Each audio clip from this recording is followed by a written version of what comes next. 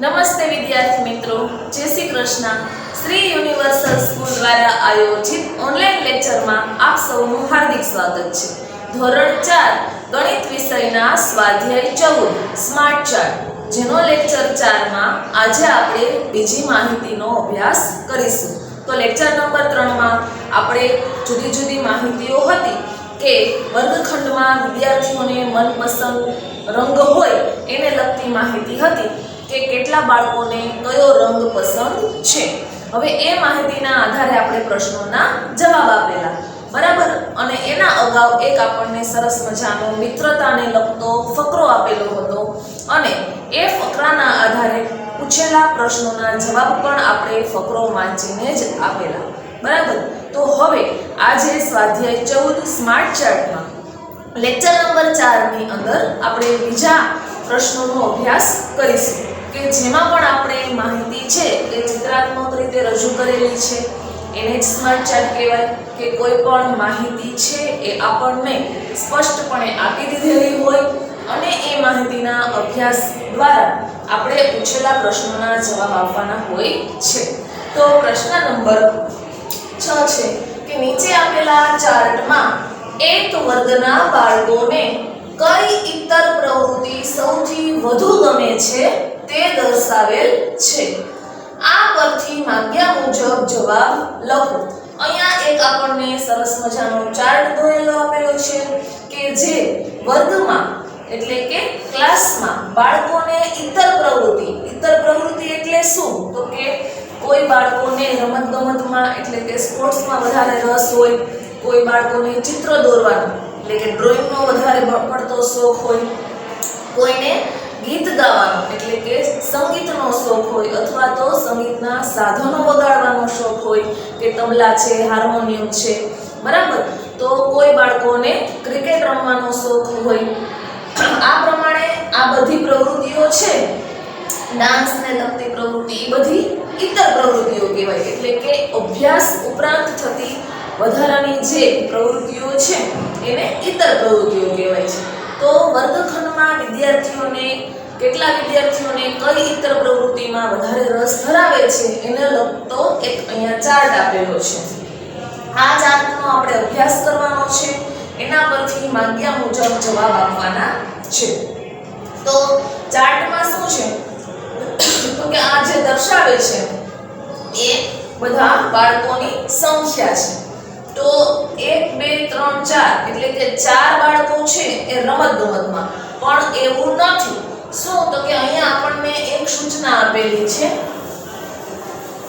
કે એક વર્તુળ બરાબર 3 બાળકો દર્શાવે છે. એટલે કે આ એક વર્તુળ એને આપણે 3 બાળકો ગણવાના. તો રમતગમતમાં આ 1 2 3 ને 4 વર્તુળ છે, તો 4 ગુણ્યા 3 કરીએ એટલે કે 4 તેરી 12. તો રમતગમતમાં રસ ધરાવતા હોય એવા વિદ્યાર્થીઓ કેટલા? તો કે 12. તમને એમ થશે કે અહીંયા તો 4 જ વર્તુળ દોરેલા છે તો 4 વિદ્યાર્થીઓ ન થાય, પણ ના, આપણને અહીંયા સૂચના આપેલી છે કે એક નાનું એવું વર્તુળ છે એને બરાબર આપણે 3 બાળકો ગણવાના છે. એટલે કે 3 3 ને 3 6 6 ને 3 9 9 ને 3 12, બરાબર. 12 બાળકો છે એ રમતગમતમાં રસ ધરાવે છે. ત્યારબાદ 1 2 અને 3 વર્તુળ આપેલા છે નાના નાના, એ બાળકો છે એ સંગીતમાં રસ ધરાવે છે. તો સંગીતમાં કેટલા બાળકો રસ ધરાવતા થયા કહેવાય? તો કે 3. શું કામ આપણે આને 3 ગણીએ છીએ? તો કે આપણને સૂચના આપેલી છે કે 3 બાળકો, આ એક વર્તુળ બરાબર 3 બાળકો દર્શાવે છે. 3 3 ને 3 6 ને 3 9, અથવા તો આપણે પહેલા તો વર્તુળ છે એ કુલ ગણી લેવાના, 1 2 ને 3 એને ગુણ્યા 3 કરી નાખવાના એટલે કે 3 તેરી 9. સંગીતમાં 9 બાળકો રસ ધરાવે છે. ત્યારબાદ 1 2 3 4 5 6 વર્તુળ ચિત્રમાં, એટલે કે 6 વિદ્યાર્થીઓ ચિત્રમાં રસ નથી ધરાવતા, પણ આપણે 6 ગુણ્યા 3 કરીએ એટલે કે 6 તેરી 18 બાળકો ચિત્રની પ્રવૃત્તિમાં રસ ધરાવે છે. ત્યારબાદ 1 2 3 એટલે કે 3 તેરી 9. તો 9 વિદ્યાર્થીઓ ઉદ્યોગ એટલે કે કામ ધંધામાં રસ ધરાવે છે. આ આપણે માહિતી જોઈ કે કઈ પ્રવૃત્તિમાં કેટલા બાળકોને રસ છે. બરાબર. તો હવે આપણને આ માહિતીના આધારે થોડા પ્રશ્નો પૂછેલા છે. એ પ્રશ્નોના જવાબ આપણે માહિતી સ્પષ્ટપણે જોઈ વ્યવસ્થિત તેનો અભ્યાસ કરી અને ત્યારબાદ તેના જવાબ આપવાના છે. તો પહેલો પ્રશ્ન જોઈએ કે કુલ બાળકોની સંખ્યા ખાલી જગ્યા છે. કુલ બાળકોની સંખ્યા ખાલી જગ્યા છે. તો અહીંયા આપણને લખેલું જ છે કે બાળકોની સંખ્યા એટલે કે આ બધા છે ને એ બાળકોની સંખ્યા છે. પણ આપણે શું કરવાનું છે તો કે એક વર્તુળ બરાબર 3 બાળકો થાય છે. તો આપણે શું કરીએ પહેલા તો બધા વર્તુળ ગણી લઈએ. 1 2 3 4 5 6 7 8 9 10 11 12 13 14 15 16 કુલ કેટલા વર્તુળ થયા તો કે 16. હવે આપણને શું કીધું છે તો કે એક વર્તુળ બરાબર 3 બાળકો. તો 16 ગુણ્યા 3 કરી નાખીએ તો 16 નો ઘડિયો આવડે એટલે આપણે કેટલા બાળકોની સંખ્યા છે એ ખ્યાલ આવી જાય. બરાબર. તો 16 તેરી તો કે 48. કુલ બાળકોની સંખ્યા કેટલી થશે તો કે 48. અથવા તો આપણે બીજી રીતે પણ જવાબ આપી શકીએ કે 1 2 3 4 4 તેરી 12. બરાબર. 12 તો રમતગમતમાં 1 2 3 3 તેરી 9 1 2 3 4 5 6 6 તેરી 18 1 2 3 3 તેરી 9. હવે આપણે આનો સરવાળો કરીએ 12 9 18 અને 9. તો સરવાળો પણ આપણને 48 જ મળે. કારણ કે 9 ને 9 18 18 ને 18 કે 36 36 ને 12 48. તો આપણે આ રીતના પણ એનો જવાબ આપી શકીએ અથવા તો બધા વર્તુળ ગણી અને એને ગુણ્યા 3 કરીને પણ આપણે જવાબ આપી શકીએ. તો કુલ બાળકોની સંખ્યા 48 છે. તો વર્ગખંડમાં પૂછ્યું હોય કે કયા બાળકોને કઈ પ્રવૃત્તિ ગમે તો કે રમતગમતમાં 12 બાળકોને રસ છે, સંગીતમાં 9 બાળકોને, ચિત્રમાં 18 બાળકોને અને ઉદ્યોગમાં 9 બાળકોને. ત્યારબાદ છે બીજો પ્રશ્ન જોઈ લઈએ કે રમતગમત ગમતી હોય તેવા બાળકોની સંખ્યા ખાલી જગ્યા છે. તો આપણે રમતગમતનું આ જે ચાર્ટ છે એમાં રમતગમતનો વિભાગ જોવાનો કે રમતગમત અહીંયા છે. હવે એમાં 1 2 3 અને 4 વર્તુળ છે. એક વર્તુળ બરાબર 3 વિદ્યાર્થીઓ તો 4 વર્તુળ બરાબર કે 4 તેરી 12. આપણે હમણાં જ જોયું. તો રમતગમત ગમતી હોય તેવા બાળકોની સંખ્યા 12 છે. તો A 9 B 4 C 6 અને D 12. તો આપણો જવાબ આવે છે D. આપણે બોક્સમાં લખશું D. એટલે કે રમતગમતમાં રસ ધરાવતા હોય એવા વિદ્યાર્થીઓ 12 છે. એમાં પણ આપણે વિકલ્પો આપેલા છે. તો સાચો વિકલ્પ જે હોય એ જ આપણે બોક્સમાં લખશું. ત્યારબાદ ત્રીજો પ્રશ્ન છે કે 18 બાળકોને કઈ પ્રવૃત્તિ ગમે છે. 18 બાળકોને કઈ પ્રવૃત્તિ ગમે છે તો કે આ 12 બાળકોને તો રમતગમત ગમે છે ખ્યાલ આવી ગયો. બરાબર. તો 1 2 ને 3 3 તેરી 9.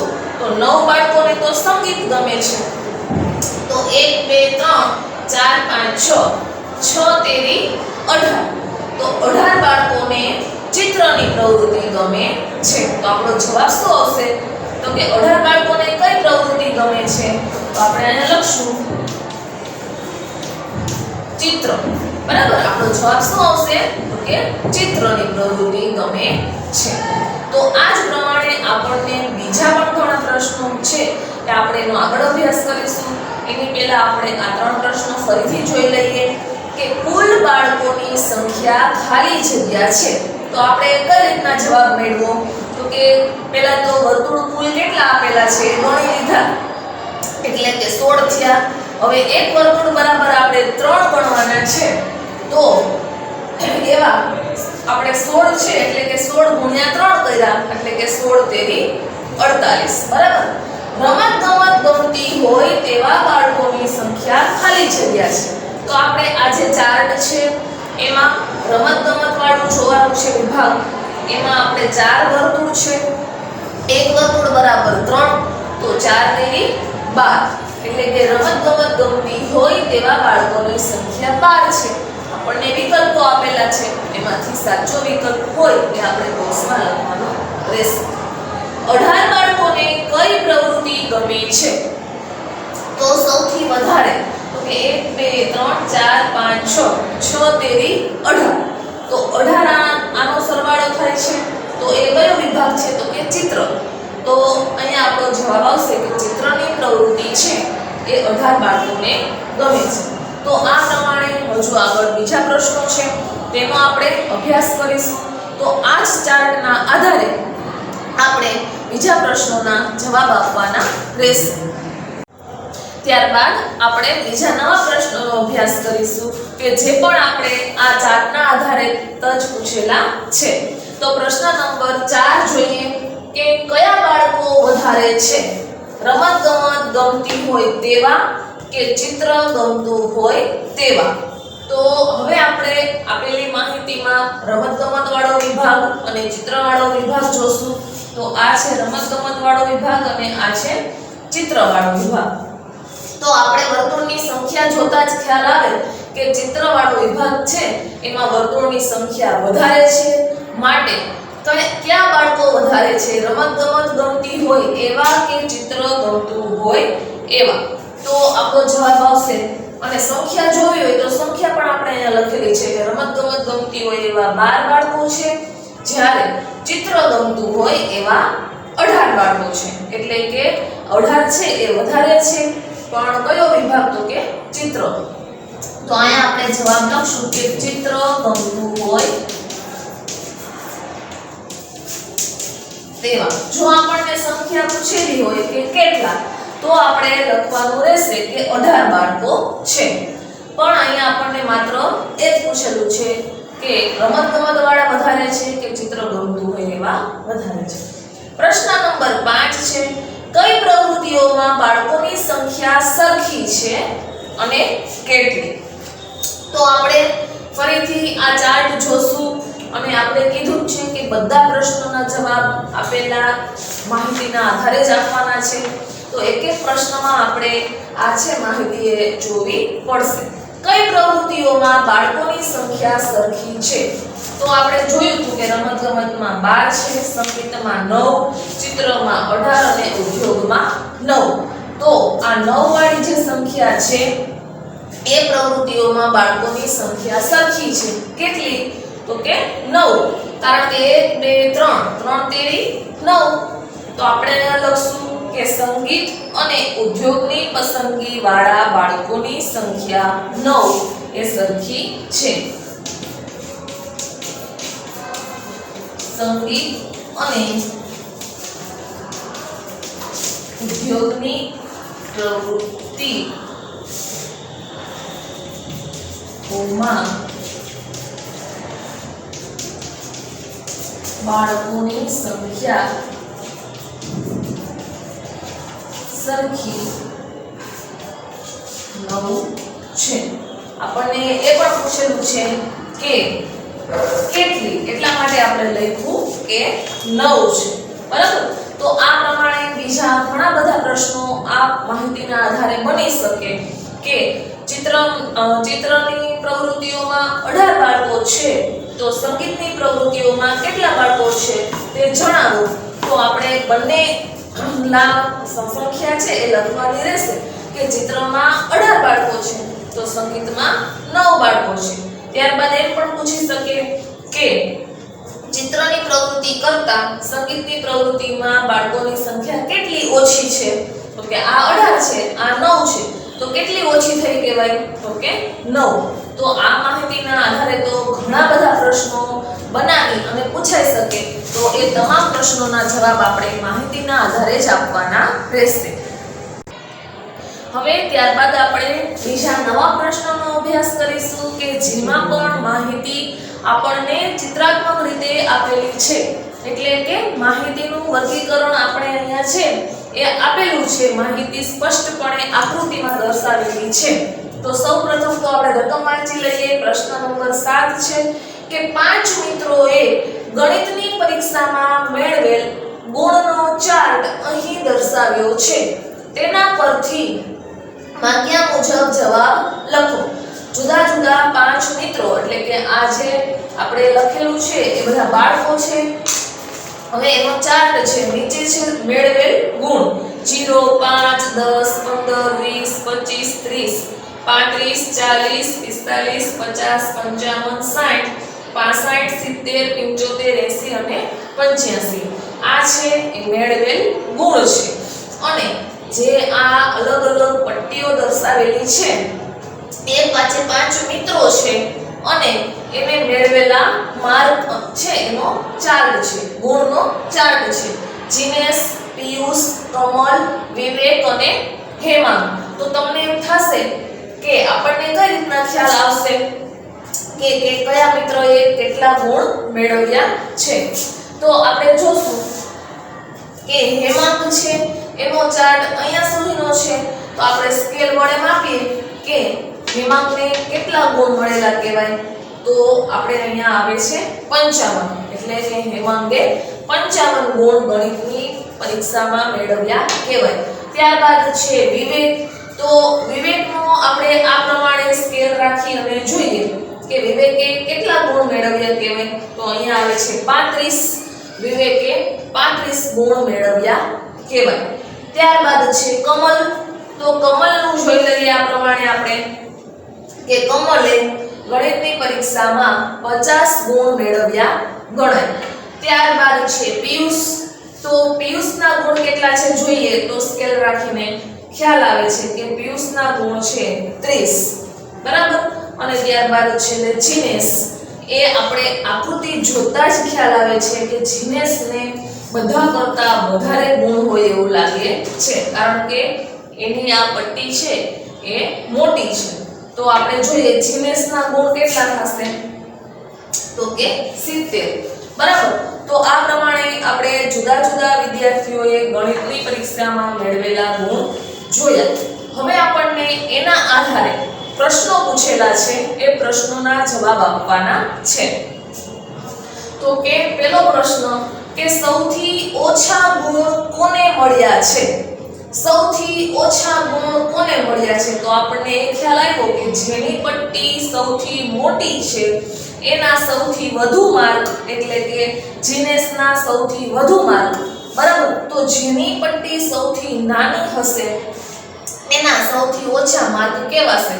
તો આ બધી આપણે પટ્ટી છે જુદી જુદી એ જોતા, ચાર્ટ જોતા આપણને ખ્યાલ આવે કે પિયુષની જે ભાગ છે એ સાવ નાનો છે.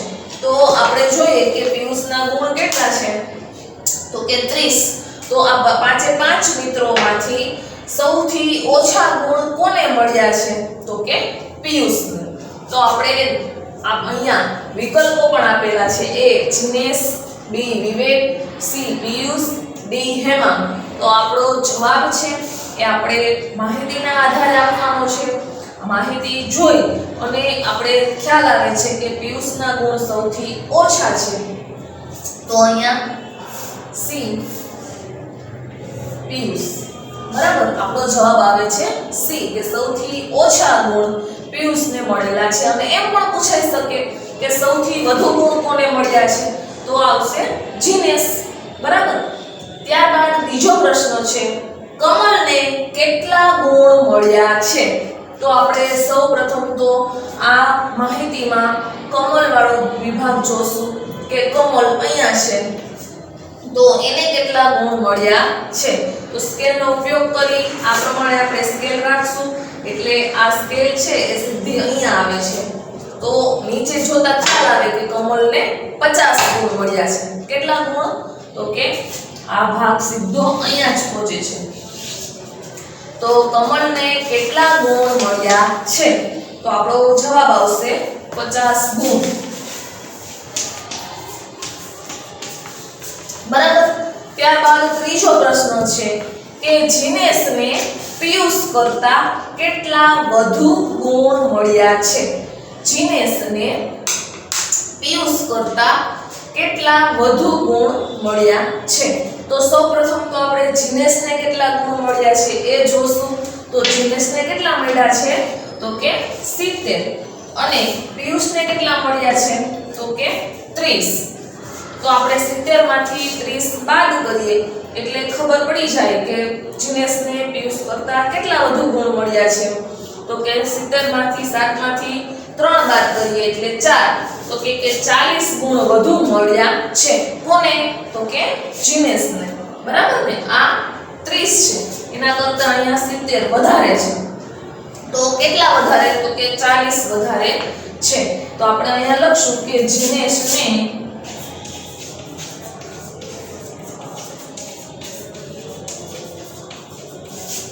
પિયુષ કરતા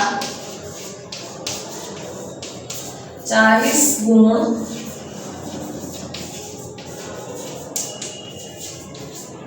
વધુ મળ્યા છે.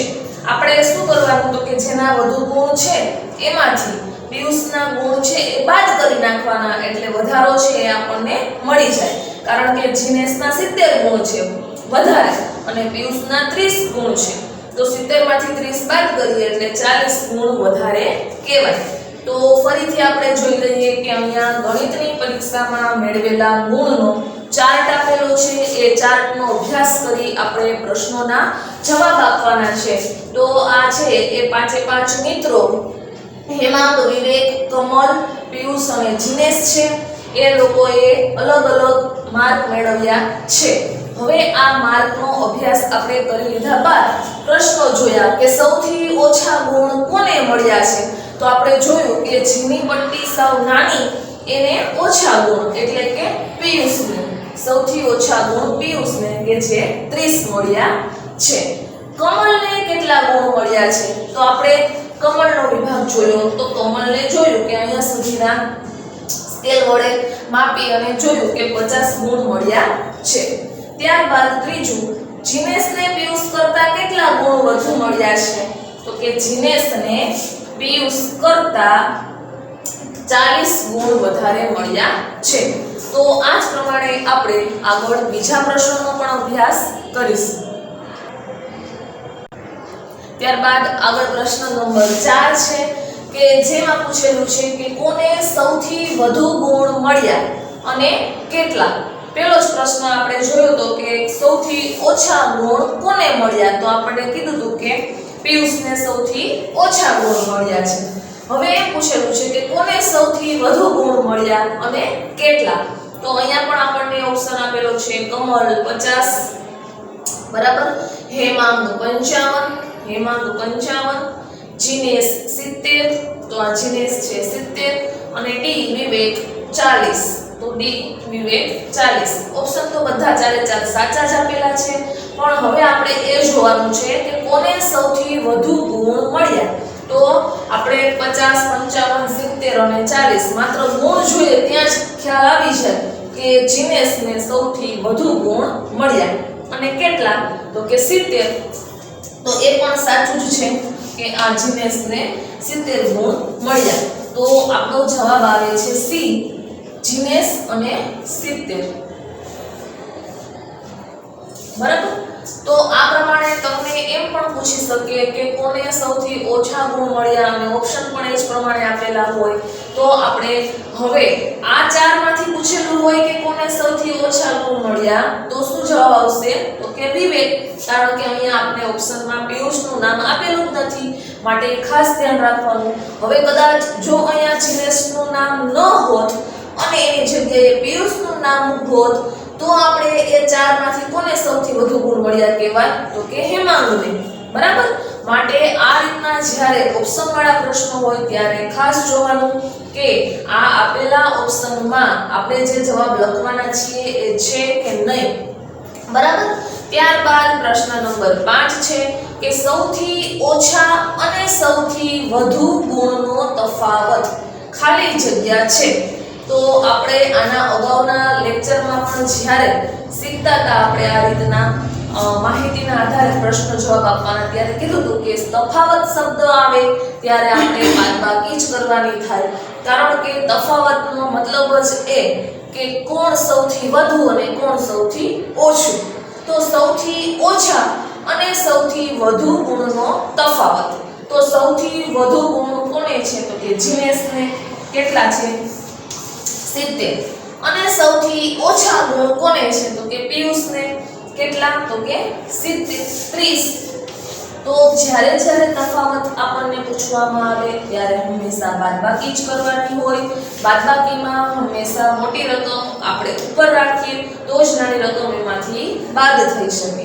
શૂન્યમાંથી શૂન્ય બાદ કરીએ તો શૂન્ય, 7 માંથી 3 બાદ કરીએ તો 4. એટલે કે સૌથી ઓછા અને સૌથી વધુ ગુણનો તફાવત 40 ગુણ છે. બરાબર. તો હવે આપણને એમ પણ પૂછાઈ શકે કે કમળ અને જીનેશના માર્કનો તફાવત જણાવો. તો આપણે જીનેશના માર્ક 70 છે, કમળના માર્ક 50 છે. એનો તફાવત પૂછવામાં આવે તો આપણે 70 માંથી 50 બાદ કરવાના રહેશે. એટલે કે તો એનો તફાવત આપણને મળે 20. અથવા તો એ પૂછવામાં આવે કે હેમાંગ અને વિવેકે મેળવેલા ગુણનો તફાવત જણાવો. તો આપણે પહેલા તો હેમાંગે કેટલા ગુણ મેળવ્યા? તો કે 55. અને વિવેકે કેટલા ગુણ મેળવ્યા? તો કે 35.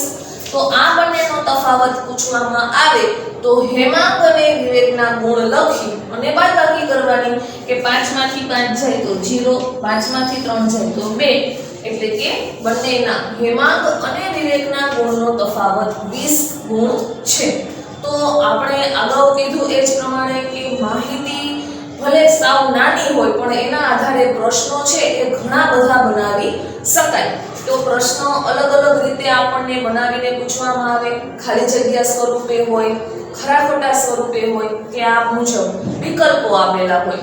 આપણે જવાબ આપવા માટે ખાસ માહિતીનો અભ્યાસ કરવો પડે. તો આપણે જોયું કે અહીંયા વર્ગખંડમાં રહેલા જુદા જુદા 5 મિત્રો છે. 5 મિત્રોના ગણિતમાં પરીક્ષામાં મેળવેલા ગુણનો ચાર્ટ આપેલો છે કે જેમાં નીચે મેળવેલ ગુણ આપેલા છે 5, 10, 15, 20, 25 એ પ્રમાણે 85 સુધી. અને 5 મિત્રોએ કેટલા ગુણ મેળવ્યા છે એનો લંબાઈના આધારિત ચાર્ટ આપેલો છે કે જેની આ પટ્ટી છે એ લાંબી એના વધુ ગુણ થાય છે. જીનેશના 70 છે, કમળના 50, પિયુષના 30, વિવેકના 35 અને હેમાંગના 55. આ પ્રમાણે આપણે જુદા જુદા મિત્રોએ ગુણ મેળવ્યા છે. એના આધારિત પ્રશ્નો હતા. એ પ્રશ્નોનો અભ્યાસ કરેલો. તો ફરીથી ચોથો પ્રશ્ન જોઈ લઈએ કે કોને સૌથી વધુ ગુણ મળ્યા અને કેટલા? તો જવાબ આવે છે સી કે જીનેશને સૌથી વધુ ગુણ મળ્યા અને એ પણ 70. સૌથી ઓછા અને સૌથી વધુ ગુણનો તફાવત. તો ફરીથી આપણે કરી દઈએ કે તફાવત જ્યારે શોધવાનો હોય ત્યારે ખાસ બાદબાકી કરવી પડે, કારણ કે બાદબાકી દ્વારા જ આપણને તફાવત મળે કે કઈ રકમ વધુ અને કઈ રકમ ઓછી છે. તો આપણે અહીંયા સૌથી વધુ ગુણ 70 અને સૌથી ઓછા ગુણ 30. આ બંનેની 70 માંથી 30 બાદ કરતા 40 ગુણનો તફાવત જોવા મળે છે. તો વિદ્યાર્થી મિત્રો, જ્યારે પણ આપણને આ પ્રમાણે માહિતી આપવામાં આવે ત્યારે ખાસ માહિતીનો ઝીણવટપૂર્વક અભ્યાસ કરી અને પ્રશ્નોના જવાબ આપવાના રહેશે.